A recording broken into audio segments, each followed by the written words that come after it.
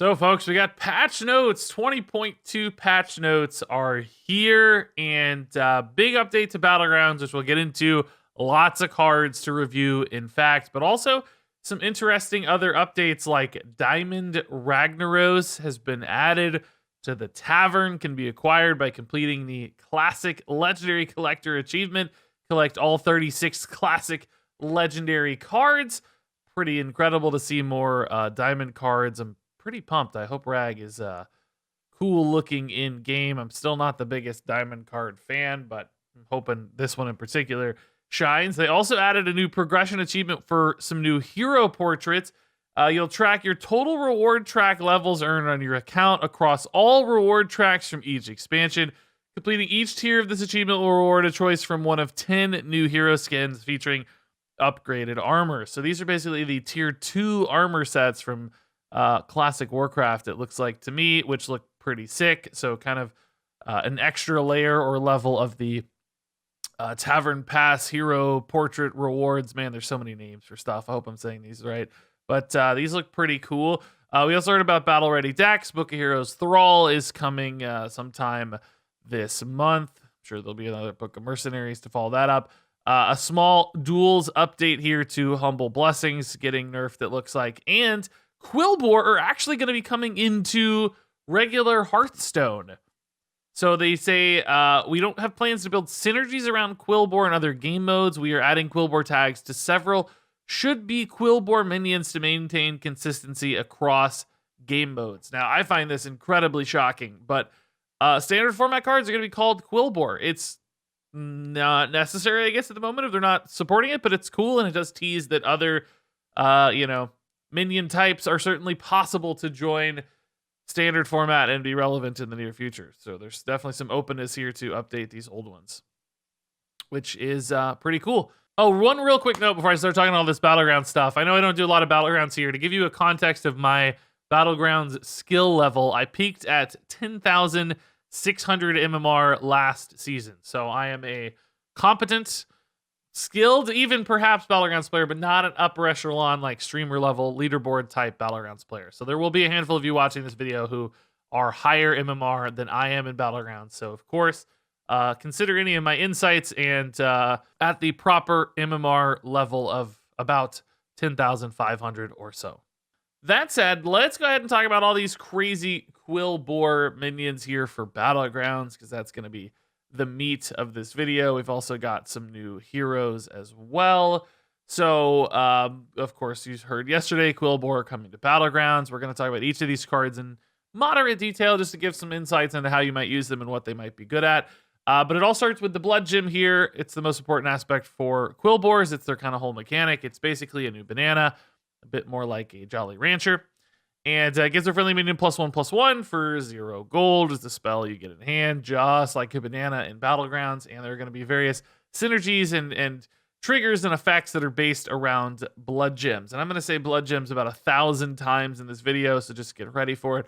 We're going to come back and take a look at these heroes in a minute. First, we're going to start off with the minions for Battlegrounds, like the Razorfin Geomancer, 3/1 with a battle cry, gain a Blood Gem. So this is not a minion I think is going to be great at early combat, because even if you use that Blood Gem immediately, it's going to be a 4/2, so it still dies to like the front half of a Murloc Tidehunter or the 2/2 Taunt Reborn. A lot of minions will kill the Geomancer easily. It does trade with 2/3s, which is actually sort of some upside, but still a lot of combat losses. That said, it can be a great way to invest into the future if you're planning on going for Blood Gems, or maybe just saving that Blood Gem for a better minion, like a tier 2 minion that you buy that you might be hanging on to a little bit longer or investing more into.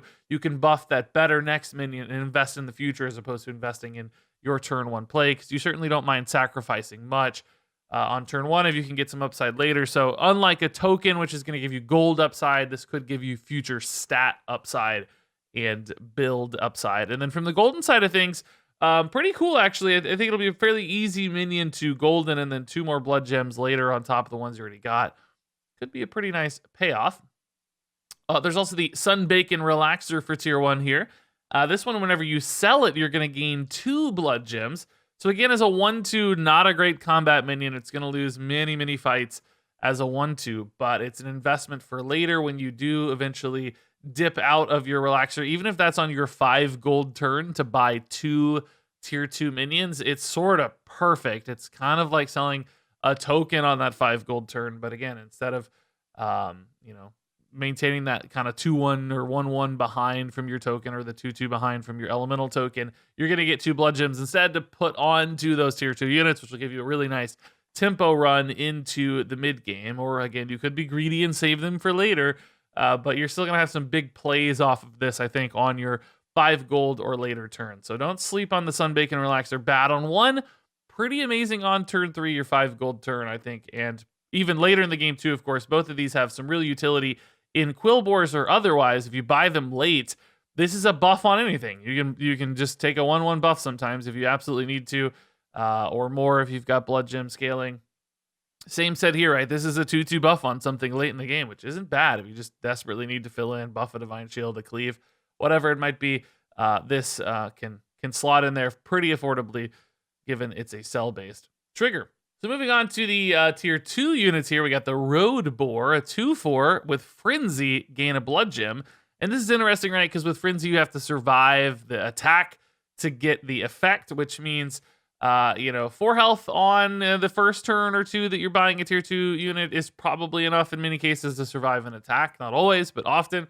That's great because then you can use the blood gems to help buff this and keep its health total high enough that it's going to continue surviving attacks. It's a little bit of this sort of self-fulfilling aspect here where you need the blood gems off of it to proc the Frenzy. You need the Frenzy to get the blood gems. So nice little cycle if it works. But once it falls behind, I think this minion's going to be really bad really quickly, because as soon as that Frenzy stops activating, oh boy, this is not going to be worth your trouble at all.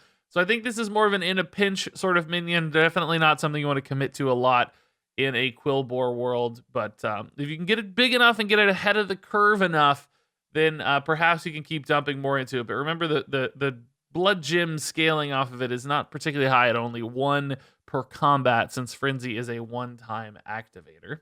So next up here is the Tough Tusk, tier 2, 4-3. After a blood gem is played on this, gain Divine Shield for the next combat. So you just dump 1 gem on this, and you're looking at a 5-4 Divine Shield. It's going to be a very powerful minion early in the game. I could see this being a nice carry throughout the mid game. Any of those, slightly buffed Divine Shields tend to carry builds. And this one doesn't take much investment really to make it pretty powerful, because the base stat line isn't too bad at all and trades well with Divine Shield as a tier 2 unit. So, you have to keep putting into it if you want to get that Divine Shield, but I don't think that's a huge ask, and it'll be so strong when you do that it's great, and then you can always pivot off of it later if you want, or you can golden it, and the Divine Shield becomes permanent once you play a blood gem on it. So you don't have to keep investing in it, which I think actually could be sleepy really strong. This is often, I think, going to end up being like a 15 attack Divine Shield minion in gold that just kind of hangs around longer than you might think. And because that Divine Shield makes all your future blood gems, double impact, basically, it's going to be a minion you probably put some stuff into, and I think hangs around longer in builds than you might expect. But you'll also find that we have ways to pivot off of minions with blood gems, as we'll see in some future cards. So it's not like you're locked into this one forever. So I think this will actually be a pretty staple minion in Quilboar builds for sure. Moving on to the Prophet of the Boar. I don't think this one will be nearly as relevant. This once per turn after you play a Quilboar will gain you a blood gem. This seems much weaker to me. Pretty weak base stat line.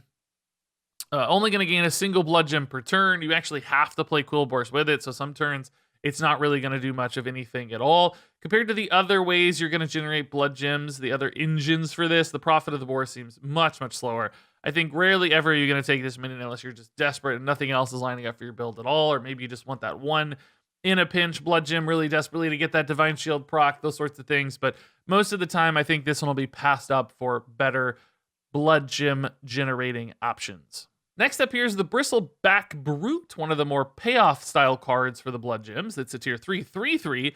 And the first blood gem played on this each turn gives an extra +3/+3. So you'll gain +4/+4 off that blood gem, making this a 7/7 immediately if you had a blood gem in hand, which is pretty nice. It's getting significantly large right off the bat. If you think about like the salty looters or whatever for pirates, sometimes it takes 3 or 4 pirates to really get those going in the stat line department. This one is going to get there quickly. It's not going to scale maybe as much later on. because it's really that one time per turn that it's getting that big bump, but it's getting over the hump much, much sooner, which again, I think will make it a strong mid-game tempo sort of card. It's, you know, not going to demand a lot of your blood gem resources over time either. You're kind of just giving one to help this minion keep up. And I think that's going to help you invest in other things as well. So eventually I could see this being something, you know, it gets up to like 20/20 and maybe you got a couple of them that you're playing a blood gem on per turn, and then you're happily going to golden it into like a 40/40 and it sticks around, and, you know, once per turn, it's now 46/46 or whatever, you know. It's going to keep up pretty well, I think, actually, and make it into a lot of late game builds. Just that natural scaling into the golden of it, I think, will help get it there. So next up is the Banner Boar here, tier 3, 2/5. At the end of your turn, play a blood gem on adjacent Quilboar. And this is cool because it's blood gems without needing blood gems. And the wording here is very careful. It's play a blood gem, so any triggers that say play should still work for the Banner Boar. And this is great, right? Because not only is this a +2/+2 buff, kind of, you know, an Iron Sensei sort of thing, with way better stat lines, by the way, but it's also triggering any other effects. So, like, if you have a Bristleback Brute that you didn't play on, or you have the Divine Shield minion that you hadn't activated yet, this is going to trigger both of those, and it's going to help scale them really, really well because of the blood gem nature specifically. So this is like an Iron Sensei on steroids, basically, across the board.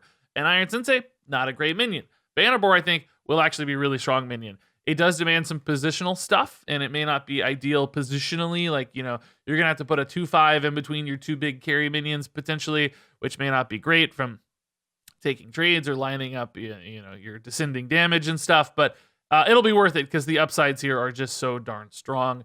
And as a golden minion, you know, scaling 2 blood gems may not help as much on some of these single-use triggers, but later on we'll see how much that can feed back into some minions.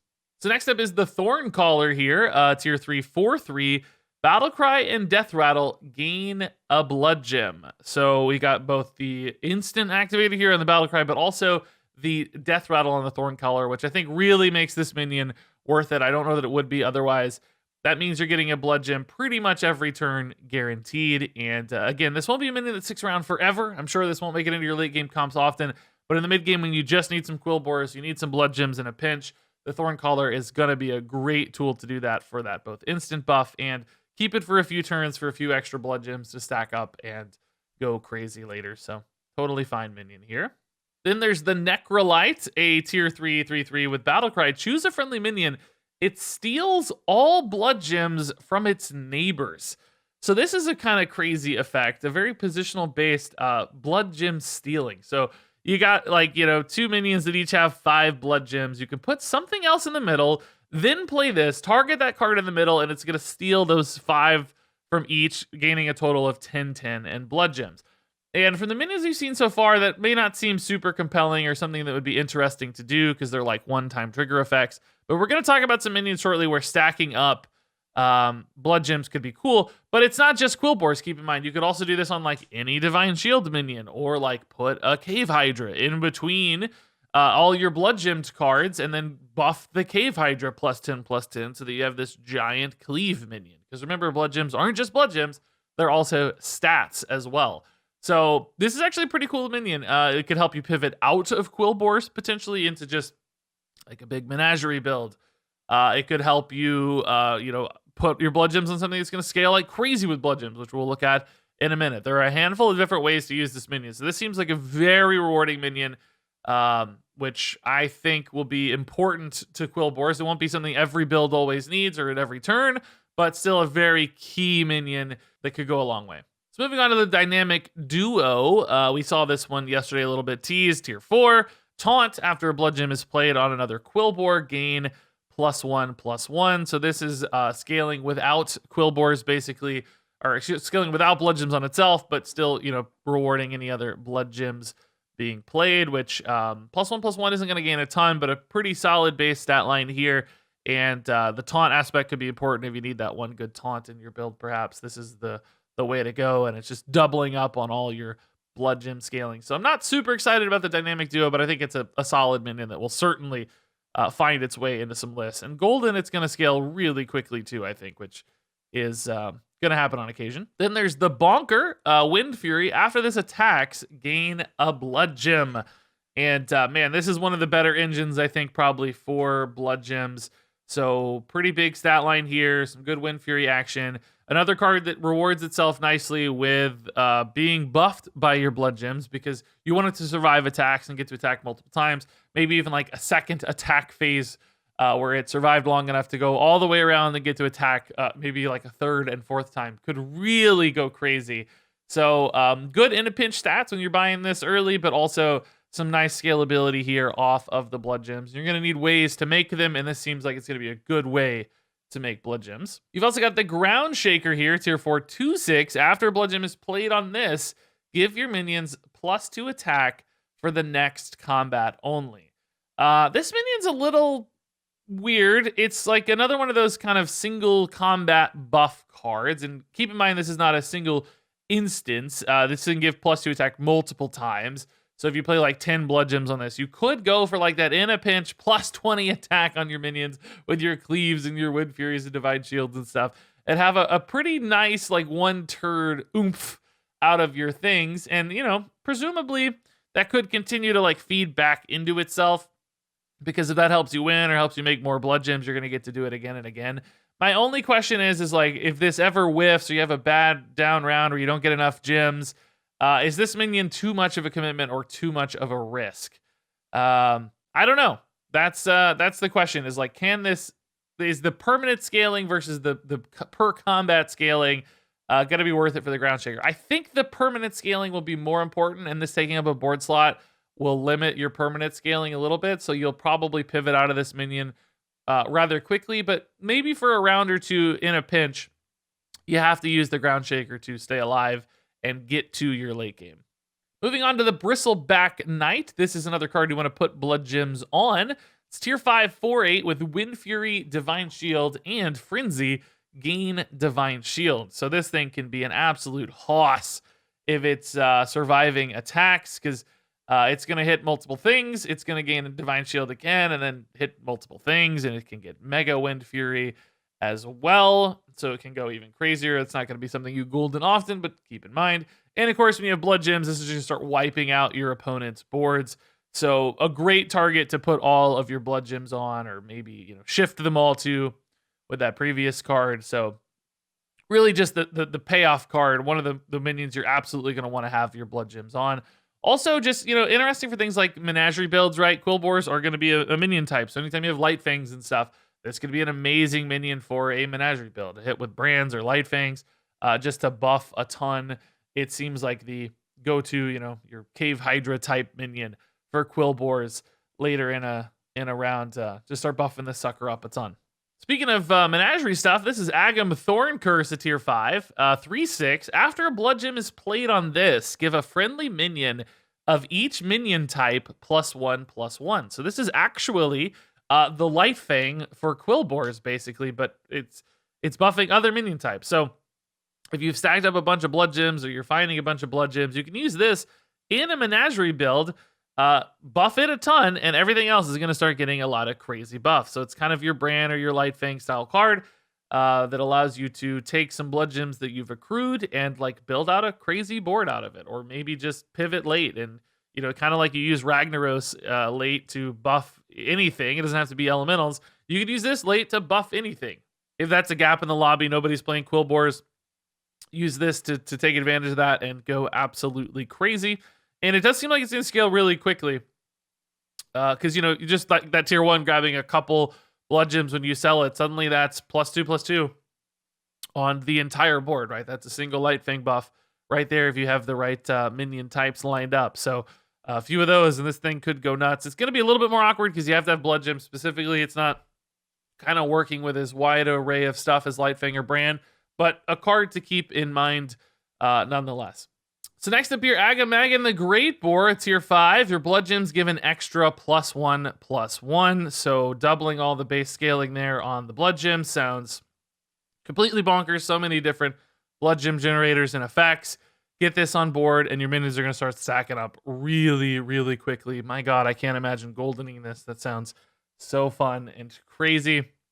Something we'll definitely see. But clearly, if you get to a late game blood gem scenario, Agamagon's going to be really, really important. There's not much to say beyond that. These tier 5s and 6s, are going to be important and competitive. You also got Charlga here, tier 6, 7/7. At the end of your turn, play a blood gem on all friendly minions. Wow, that's just going to scale everything by +1/+1 by default. It's going to trigger any of those like combat effects or one-time effects on any of your other Quilboars, and any other trigger effects, which is great. On top of that, this doesn't even have to be a Quilboar thing. This is just an in a pinch minion. Any composition is going to get +1/+1 buff on the entire board from Charlga. So you got a Light Thing build, you need a Quilboar, you just got any build, you need some stats at the end of your round. Charlga can do that. Actually sounds pretty crazy in both those regards. So clearly fantastic for finishing up your blood gem stuff, but also keep an eye on using this one in other cases as well. It might just be good sometimes as that tier 6 you discover into and start scaling your board kind of like a mini Light Fang with some additional upside. So next up, and actually finally, is Captain Flat Tusk here. Tier 6, 9/6. After you spend 3 gold, gain a blood gem. So you might say, wait, there's only 10 gold per turn. I'm only going to get 3 blood gems per turn. That doesn't seem that amazing. Well, number one, actually, that's not that terrible, right? If you think about it. But usually we're spending way more than 3 gold per turn because we're both buying and selling things, right?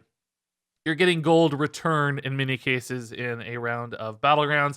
So you might get more like 4 or 5 blood gems, and sometimes even more if you go absolutely crazy with, brands and stuff. You can really spend 1 billion gold in a turn. There could even be some world where you play this with pirates and Captain Hogger and just go absolutely ham, spending just infinite gold and getting infinite blood gems. I think that would be an APM nightmare. Nobody could really optimize that, but it's a possibility that's a lot of fun. So I will agree with you at a base level. I don't know if this is as exciting as some of the other options. It takes a lot more work, but there will be certain niches and builds and scenarios where I think this will pay off a ridiculous amount of blood gems, basically, because you're just cycling through so much gold anyway that the Flat Tusk will be just pumping blood gems into your hand. And of course, the more you have, the more kind of crazy stuff you can do, often cases with other Quilboar sorts of cards as well. So this is more of an active management as opposed to a passive management of your blood gems, which I think high-skilled players in particular will be able to use to great effect. So I'll leave the Flat Tusk to the pros in this particular scenario. So there you go. That's those are the Quilboar minions, and we should also take a look at the heroes here, which aren't all Quilboar related, but Death Speaker Blackthorne at least is. After you upgrade Bob's Tavern, gain 2 blood gems. So this is pretty cool. Anytime you're taking kind of a tempo loss from upgrading, you're going to be able to gain some stats immediately or stack up blood gems for crazy kinds of plays. I think Blackthorne has the same problem that a lot of minion type heroes will have, is that they're very reliant on the lobby going their way and hitting the exact right stuff in the shop, which is not always likely to do because you're probably going to want more blood gems.